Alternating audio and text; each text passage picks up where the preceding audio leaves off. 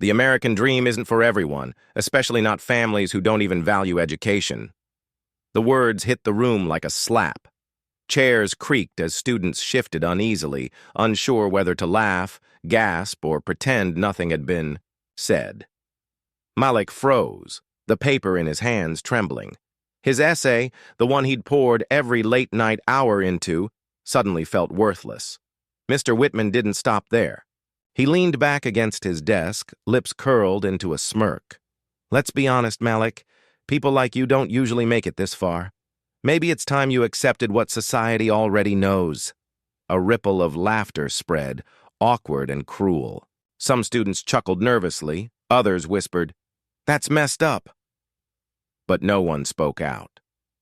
No one stood between Malik and the humiliation pressing down on him. Malik's chest tightened. His heart thudded so loudly he wondered if anyone else could hear it. He gripped his essay like a lifeline, but the words he'd once been proud of blurred on the page. He wanted to vanish, sink through the floor, escape the stairs drilling into his skin. And then came the worst part. Whitman's eyes, cold and condescending, daring Malik to prove him wrong. The teacher wasn't just mocking his work, he was mocking his existence. The silence stretched, broken only by an uneasy cough in the back row. Malik's throat burned. He wanted to speak, but no words came. And still, the laughter lingered.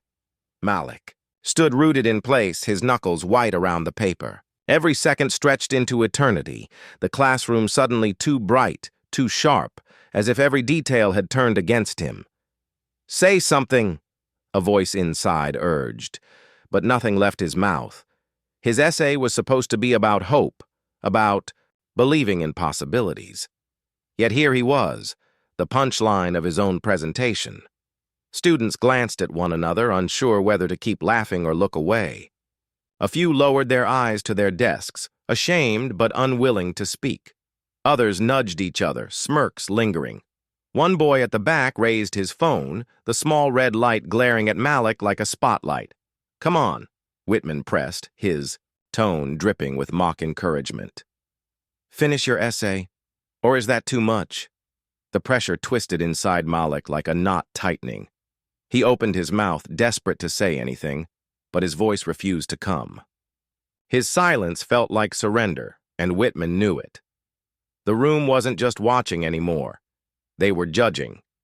Every tick of the clock hammered in his ears. He wasn't just a student anymore. He was the example.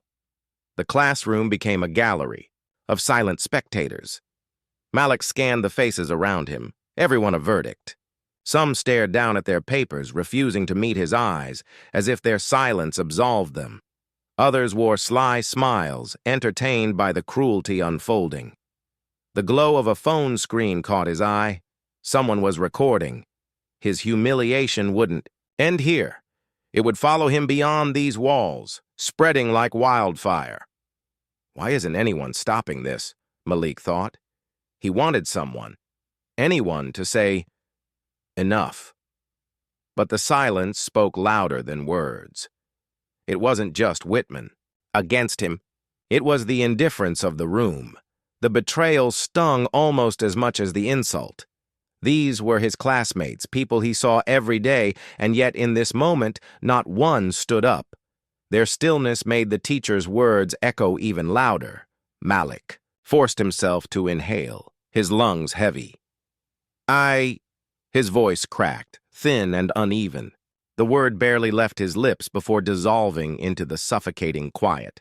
He tried again, gripping the essay so tightly it wrinkled in his hands. "The American dream. It's not about—" Whitman cut him off with a scoff. "Spare us the fairy tales. Some dreams just aren't meant for everyone." The laughter reignited, sharper this time, like knives against Malik's skin. His throat burned, his chest heaved, and still, he fought to push words out. "My family—" The syllables faltered, trembling under the weight of shame. Every eye in the room pinned him down, waiting for him to collapse. His courage, so carefully built over weeks, crumbled in seconds. It wasn't just his essay being dismissed. It was his voice, his worth, his identity. And as the teacher's smirk widened, Malik realized his silence was exactly what Whitman wanted. The insult twisted deeper when Whitman dragged his family into it. Maybe if they cared about education, you'd stand a chance, he said, as if Malik's loved ones were nothing more than obstacles. Those words detonated inside him. He saw his mother working late shifts, sacrificing sleep so he could have books, clothes, a shot at a future. He remembered her voice telling him, "Don't let anyone decide your value." Shame collided with rage, leaving him trembling. How dare Whitman dismiss her sacrifices? How dare he make her sound small? Malik's fists clenched around the paper, crumpling it into useless scraps. His chest heaved with unspoken words. He wanted to shout, to defend the woman who had given him everything, but the words jammed in his throat. Instead, he swallowed the pain, each gulp searing like fire. The betrayal wasn't just academic, it was personal, carved into his very name. The tears finally welled, blurring everything into streaks of color. Malik's breath came in short bursts, every inhale heavier than the last. He had two choices: stand here and let them strip away what little dignity he had left, or leave before he shattered completely. The decision snapped inside him. Without a word, he shoved the crumpled essay into his bag and pushed past the rows of desks. Whispers chased him, soft as daggers. "He's overreacting. Did you get that on video?" He didn't look back. The hallway swallowed him, his footsteps quick and uneven, but the sting remained. "Malik, what happened today?" His mother's voice echoed in his head even before he stepped through the door. The memory of storming out of class clung to him, but the house carried a different weight. It wasn't humiliation here. It was silence, the kind that forced him to confront who he really was when the noise faded. He dropped his backpack by the couch, staring at the stack of books on the table. They weren't just assignments. They were pieces of a dream he couldn't let die no matter how heavy the day felt. Malik wasn't loud, and he never tried to be. He carried himself with quiet focus, the kind that made teachers overlook him until he raised his hand. But beneath that calm exterior, ambition burned. He wanted to be a lawyer, not because it sounded impressive, but because fairness mattered to him. Justice mattered. Watching others get silenced, brushed aside, or judged for who they were lit. Something inside him. "Someday," he whispered to himself, flipping through the pages of his history book. "I'll be the one asking the questions. I'll be the one who speaks when others can't." Dreams didn't erase the obstacles, but they gave him something to fight for.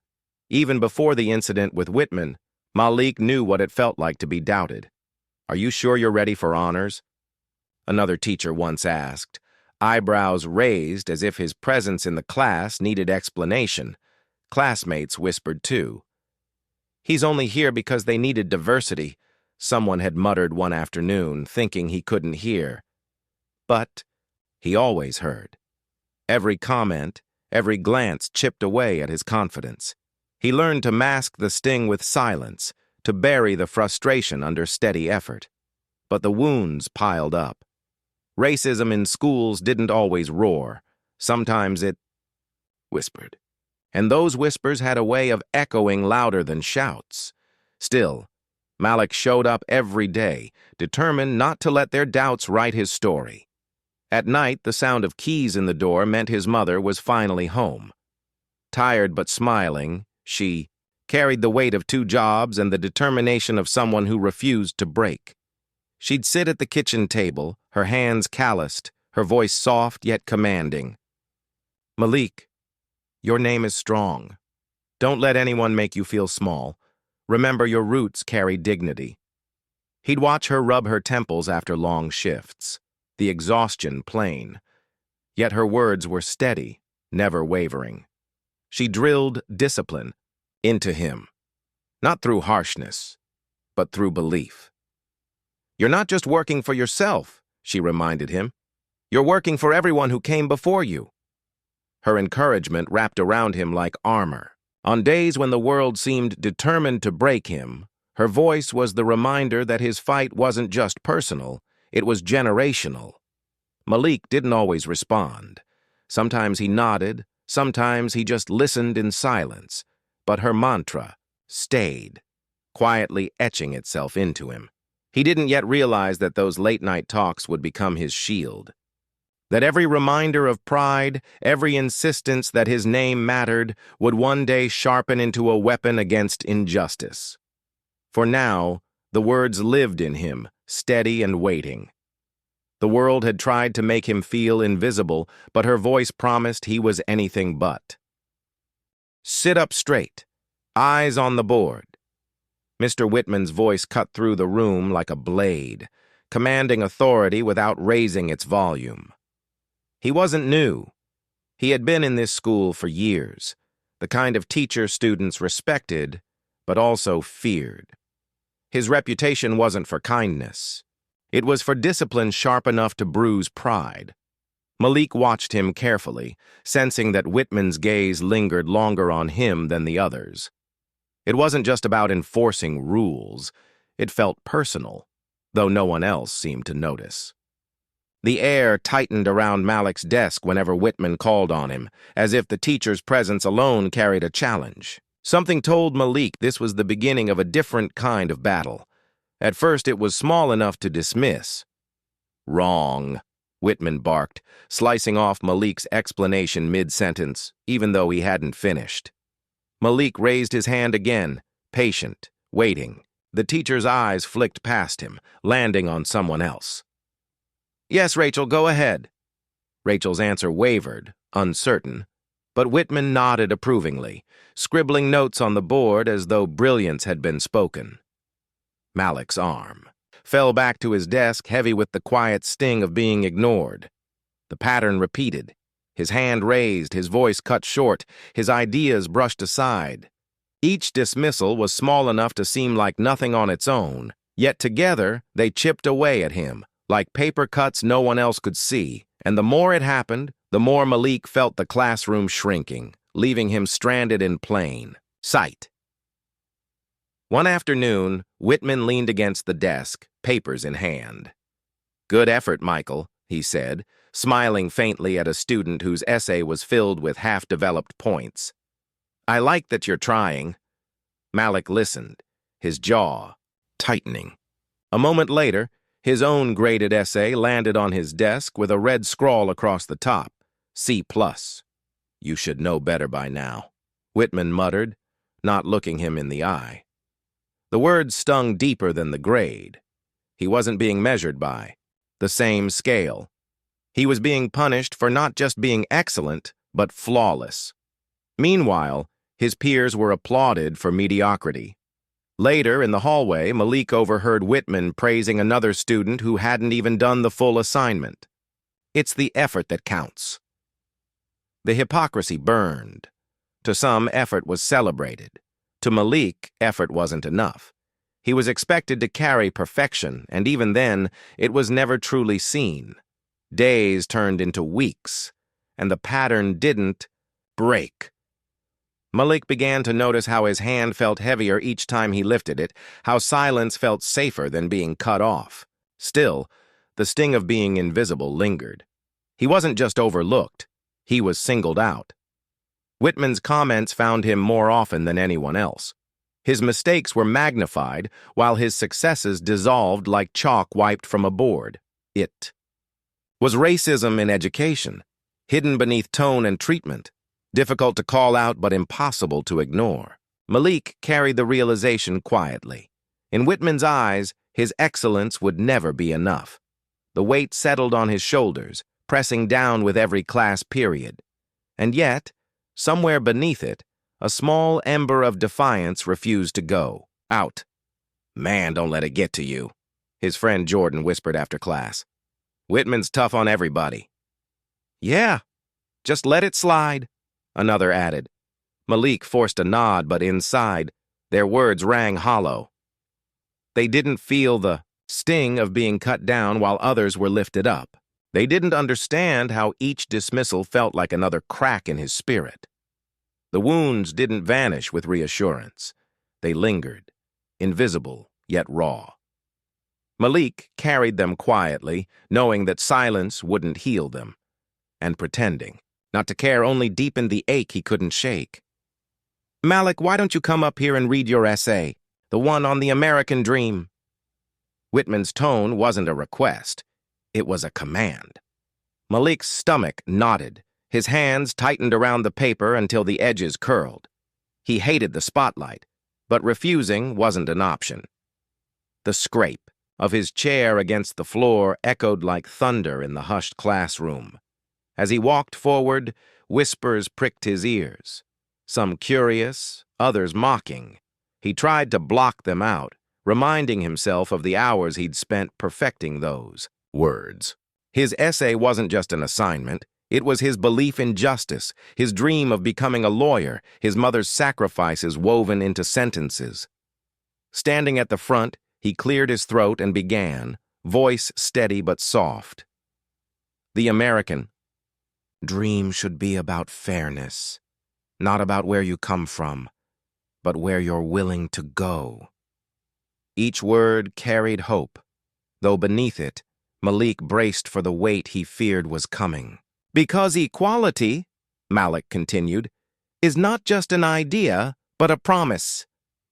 That's when Whitman's scoff sliced through the room, a sharp, dismissive laugh.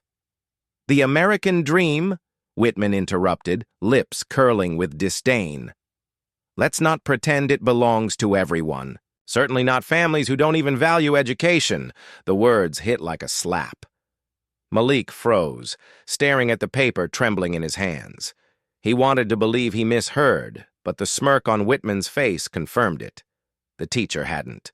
Just mocked his work. He had attacked his family, his identity, everything that fueled his ambition. The silence that followed was suffocating. Every eye in the room was fixed on him, waiting to see if he'd break. "Go on, Malik," Whitman prodded, leaning back against the desk. "Or have we already heard enough?" Malik's throat tightened. He opened his mouth, but the words caught, like stones. This wasn't about education anymore. This was humiliation disguised as authority, racism hidden behind the shield of a teacher's voice. And the class watched, caught between shock and uneasy complicity. A nervous laugh slipped from the back row, followed by another. It spread, awkward and uncertain, but loud enough to slice deeper than Whitman's remark. "That's messed up," someone muttered under their breath, but they didn't speak louder. Malik's cheeks burned. He stared at the paper, his essay, blurring through a haze of shame. The pride he once felt in his words crumbled under the weight of their reactions. Every whisper felt like confirmation, every giggle like a dagger. He wanted to vanish, to sink into the floor and escape the spotlight that had turned into a stage for cruelty. Whitman remained silent now, arms crossed as though satisfied with the spectacle he'd created. Malik's dream, his belief in fairness, his mother's sacrifices, felt stripped bare in front of everyone. And no one stepped in. Not one voice strong enough to drown out the humiliation echoing in the room. The temperature seemed to drop, each second colder than the last. From the corner of his eye, Malik noticed the faint glow of a phone screen. A student angled it discreetly, recording. His humiliation wasn't just in this room anymore. It was becoming permanent, digital evidence of his pain. He swallowed hard, his mouth dry. That recording would live long after this moment. Shared, replayed, dissected. His shame was no longer private. It was property of whoever held that phone. Wave of dread washed over him. The laughter, the whispers, they could spread. And with them, Whitman's cruelty would become entertainment. Another reminder of what it felt like to be singled out, degraded. The idea of being seen like this, helpless, humiliated, was almost worse than Whitman's words themselves. Malik's hands tightened around his essay, but his voice stayed locked. Inside him, trapped by fear and disbelief, every second stretched, filmed, captured. Every breath was now evidence. Whitman stood straighter, his voice rising again, sharp and deliberate. "You know, Malik," he said, "you'll never be more than what society expects of you. These lofty dreams of yours, they're just fantasies. Life doesn't work that way, not for people like you." The words hit harder than the first blow. This wasn't just criticism, it was a prophecy, a sentence passed down by the very figure who was supposed to guide him. Malik's heart pounded. His essay crumpled slightly under the grip of his shaking hands. He wanted to argue, to shout, to prove Whitman wrong, but his voice betrayed him. "Go. Ahead, prove me wrong," Whitman added, sarcasm dripping like poison. "Read us another line about fairness." The class shifted uncomfortably. A few avoided looking at Malik, guilt flickering in their eyes, but no one spoke. Whitman had declared a verdict, and silence from the rest only confirmed it. Malik felt stripped of dignity, betrayed by authority, left standing alone against an enemy no one dared confront, and deep inside, something fractured. The words he wanted to speak never came. His mouth opened, but nothing emerged. Only silence. Whitman's smirk lingered, feeding on Malik's inability to fight back. Every second of stillness turned the humiliation into concrete, setting it in place where it would harden forever.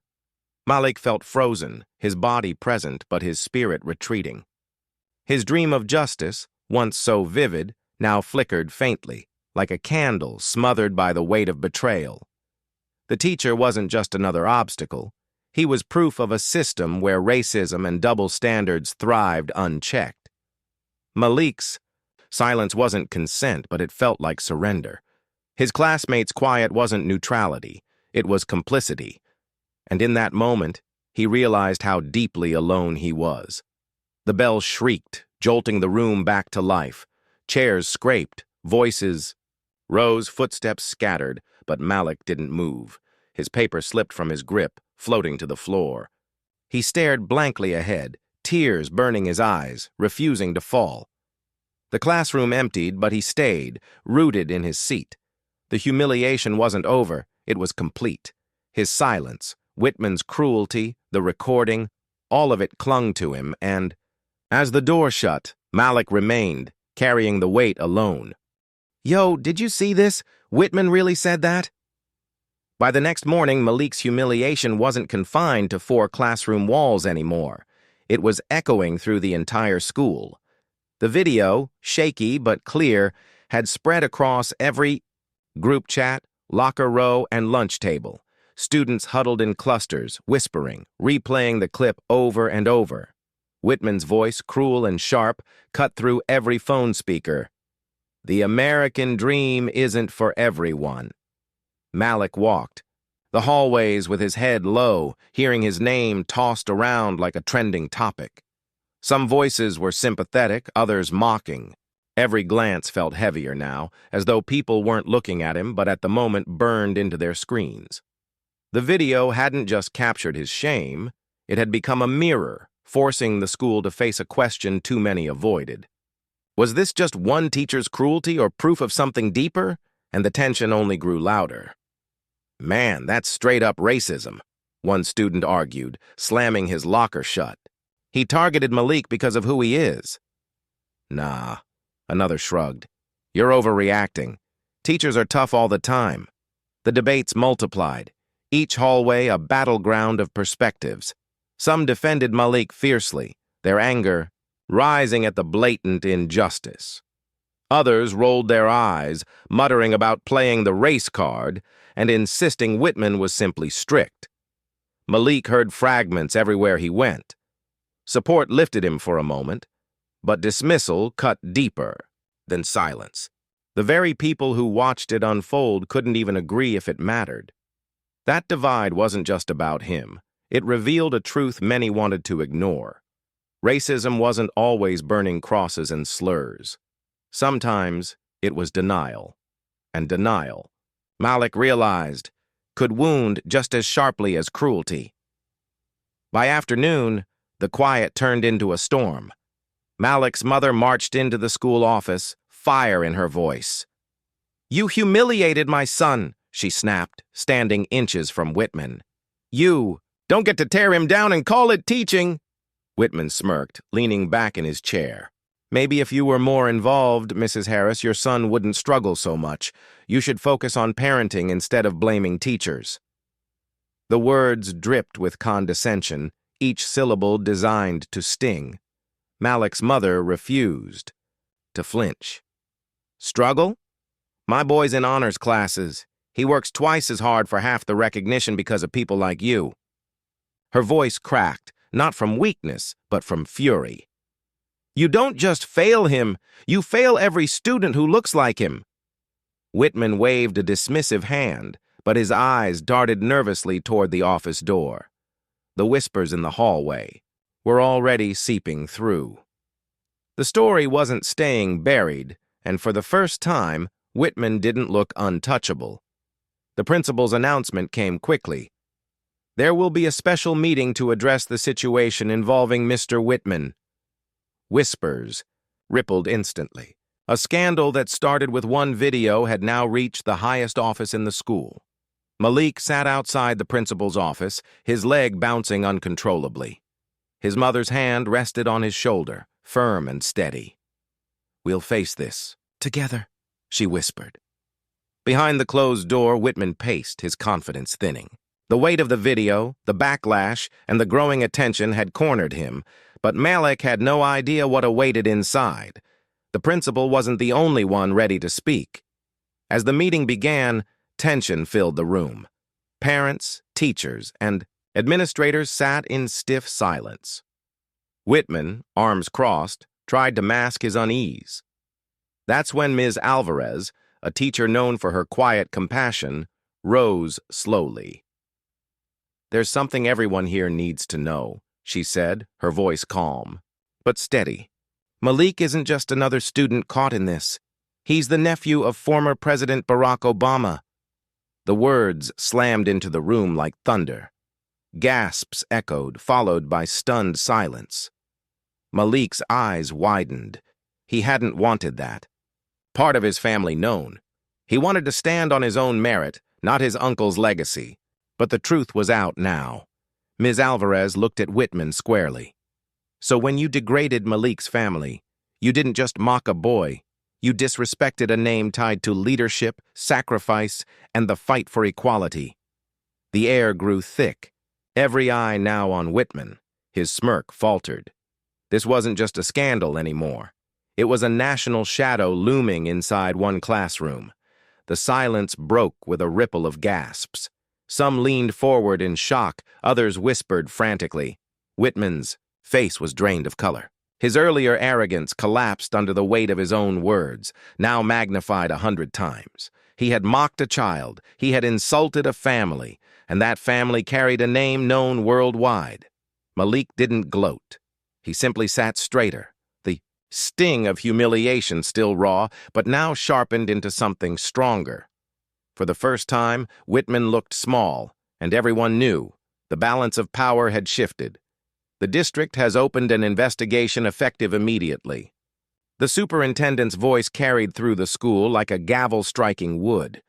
Parents had flooded the office with calls, students posted nonstop, and the outrage could no longer be ignored. For once, it wasn't Malik under the microscope, it was Whitman. The swift response sent a clear message. This wasn't going to be swept under the rug.